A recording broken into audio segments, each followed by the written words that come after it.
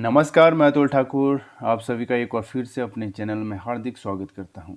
आज की इस वीडियो में हमारा विषय रहेगा हिंदी साहित्य अध्यायवार सॉल्व पेपर आधुनिक काल भाग 2, जिसमें कि हमारे जो है टॉप 25 बहुविकल्पीय प्रश्न रहेंगे, जो कि LT, TGT, PGT Hindi, assistant professor, UGC, NET SET, JRF, NVS, KVS, DIET, GIC, GDC, etc तमाम सभी परीक्षाओं के लिए उपयोगी सिद्ध होगी। तो चलिए शुरू करते हैं आज की इस वीडियो को। आधुनिक काल भाग 2। पहला प्रश्न स्क्रीन पर दिया गया है। आज का पहला प्रश्न है, भारतेंदु युग का एक अन्य नाम है। विकल्प है आपके सामने दिए गए हैं, प्रगति प्रयोग काल, जागरण सुधार काल, पुनः जागरण काल या फिर नव सामंत काल।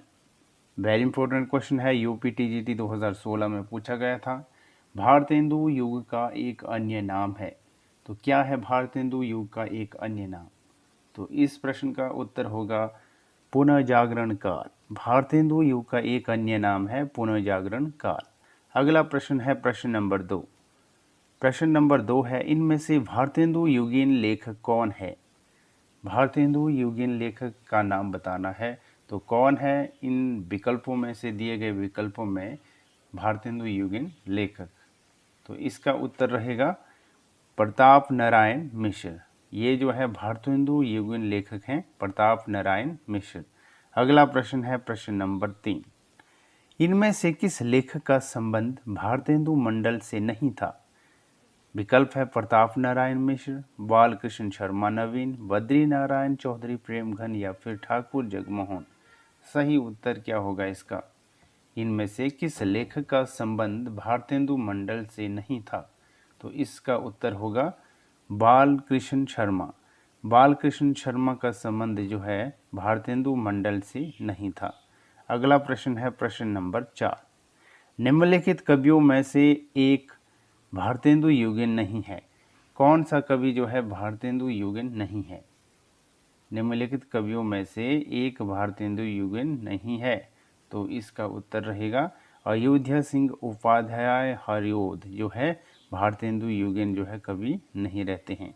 इसके अलावा बद्री नारायण चौधरी प्रेमघन, प्रताप नारायण मिश्र ये और अंबिका दत्त व्यास, ये तीनों जो है भारतेंदु युगीन रहते हैं। और जो नहीं है भारतेंदु युगीन वह है अयोध्या सिंह उपाध्याय हरिओद, यानी कि ये सही उत्तर होगा। अगला प्रश्न है प्रश्न नंबर 5। निम्न कृतियों में कौन सी भारतेंदु हरिश्चंद्र की काव्य कृति नहीं है? कौन सी कृति जो है भारतेंदु युगीन भारतेंदु हरिश्चंद्र की काव्य कृति नहीं है? विकल्प है प्रेम मलिका, प्रेम सरोवर, प्रेम फुलवारी या फिर प्रेम पुष्पावली। सही उत्तर बताइए। हरियाणा असिस्टेंट प्रोफेसर भर्ती परीक्षा 2017 में यह जो है प्रश्न पूछा गया था। तो मोस्ट इम्पोर्टेंट क्वेश्चन बनता है, सही उत्तर बताइए। निम्न कृतियों में से मैं कौन सी भारतेंदु हरिश्चंद्र की काव्य कृति नहीं है? तो इसका उत्तर होगा प्रेम पुष्पावली। प्रेम पुष्पावली जो है भारतेंदु हरिश्चंद्र की काव्य कृति नहीं है। इसके अलावा प्रेम मलिका, प्रेम सरोवर, प्रेम फुलवारी ये जो है भारतेंदु हरिश्चंद्र की कृतियां रहती है। और उत्तर होगा विकल्प नंबर डी। अगला प्रश्न है प्रश्न नंबर 6। निम्नलिखित में से कौन हिंदी साहित्य के पितामह के रूप में जाने जाते हैं? हिंदी साहित्य के पितामह के रूप में जो है कौन जाने जाते हैं?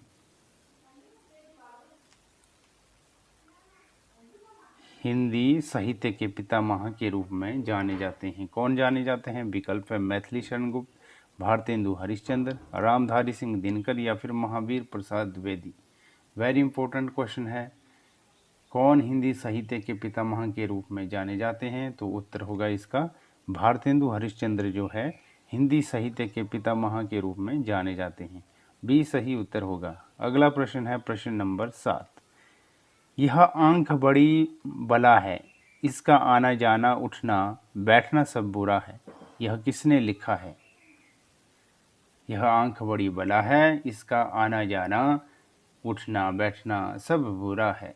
यह किसने लिखा है? तो यह लिखा है बालकृष्ण भट्ट ने। किसने लिखा है? बालकृष्ण भट्ट ने। अगला प्रश्न है प्रश्न नंबर 8। प्रश्न नंबर 8 है, निज भाषा उन्नति अहे सब उन्नति को मूल, बिनु निज भाषा ज्ञान के मिटत न हिया का सूल। यह किसका रचना है, यह किसकी रचना है? विकल्प है फ्रेडरिक पिकार्ट, भारतेंदु हरिश्चंद्र, कार्तिक प्रसाद खत्री या फिर राधा कृष्ण दास। क्या होगा सही उत्तर इसका? वेरी इंपॉर्टेंट क्वेश्चन है। निज भाषा उन्नति अहे सब उन्नति को मूल, बिनु निज भाषा ज्ञान के मिटत न हिय का सूल। यह किसकी रचना है? तो यह रचना है भारतेंदु हरिश्चंद्र जी की। बी सही उत्तर होगा। अगला प्रश्न है प्रश्न नंबर 9, हिंदी हिंदू हिंदुस्तान नारा किस साहित्यकार ने दिया था? हिंदी हिंदू हिंदुस्तान नारा किस साहित्यकार ने दिया था? तो इसका उत्तर है प्रताप नारायण मिश्र ने जो है हिंदी हिंदू और हिंदुस्तान नारा जो है दिया था। प्रताप नारायण मिश्र सही उत्तर होगा। अगला प्रश्न है प्रश्न नंबर 10, भारतेंदु हरिश्चंद्र से संबंधित कौन सा कथन सही नहीं है? विकल्प दिए गए हैं ए बी सी डी। तो सही उत्तर क्या होगा? भारतेंदु हरिश्चंद्र से संबंधित कौन सा कथन सही नहीं है?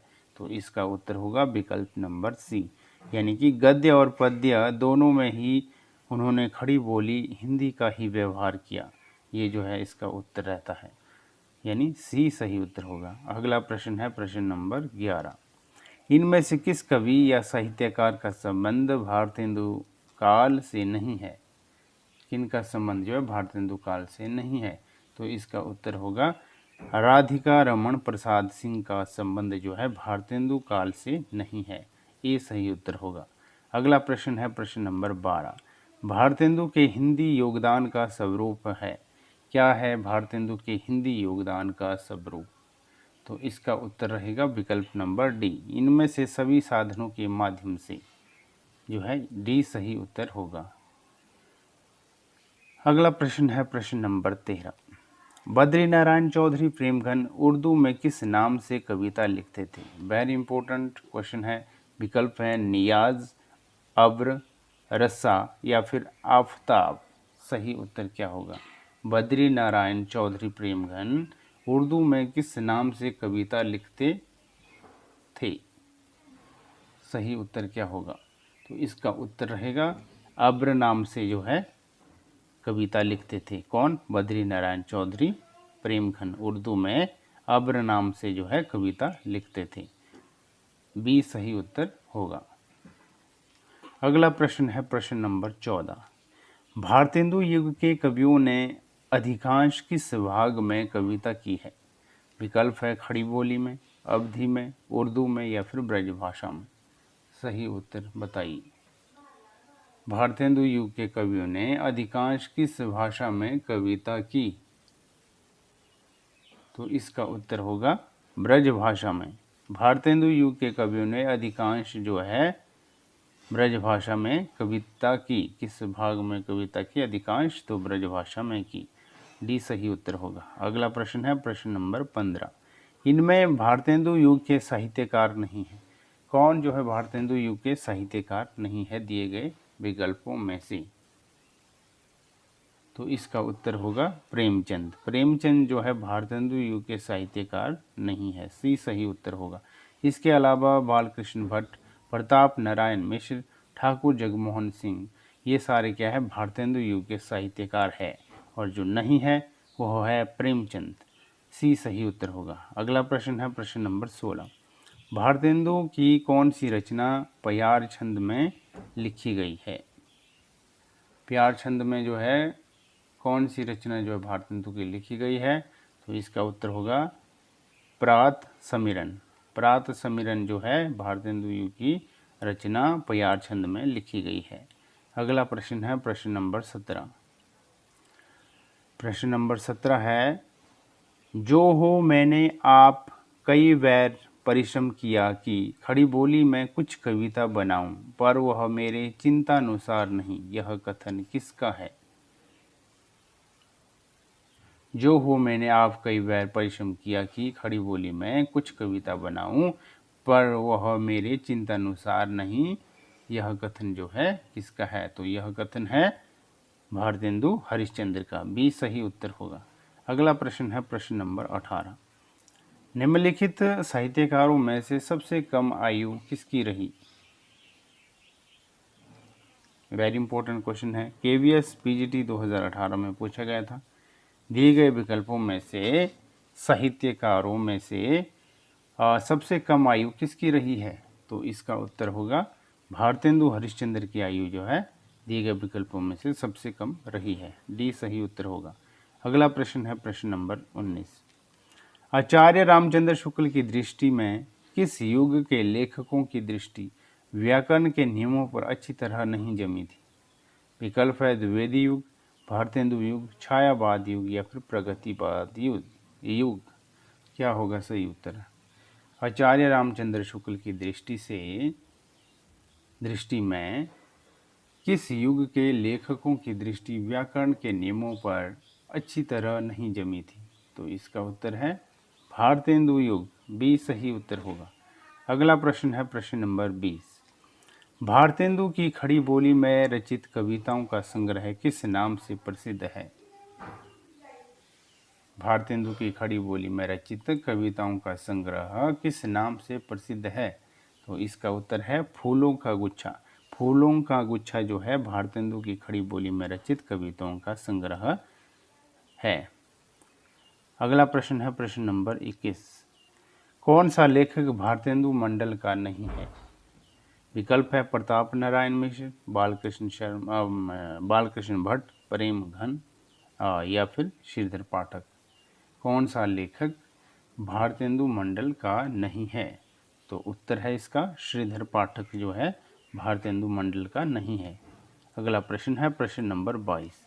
हिंदी साहित्य के इतिहासकार 1850 ईस्वी से 1900 ईस्वी के काल को किस नाम से अभिहित करते हैं?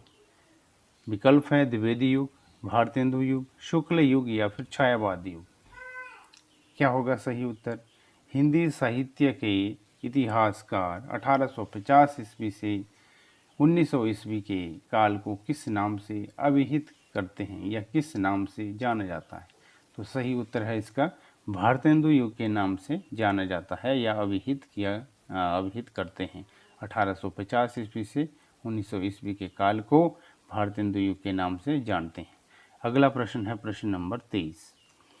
भारतेंदु ने जिस प्रकार हिंदी गद्य की भाषा का परिष्कार किया उसी प्रकार काव्य की ब्रजभाषा का भी इस पंक्ति के लेखक हैं। क्या होगा सही उत्तर? तो इस प्रश्न का उत्तर होगा विकल्प नंबर ए, यानी कि रामचंद्र शुक्ल इसका सही उत्तर होगा। अगला प्रश्न है प्रश्न नंबर 24। आज की इस वीडियो का सेकंड लास्ट प्रश्न, समस्या पूर्ति किस युग की विशेषता है? वेरी इंपॉर्टेंट क्वेश्चन है।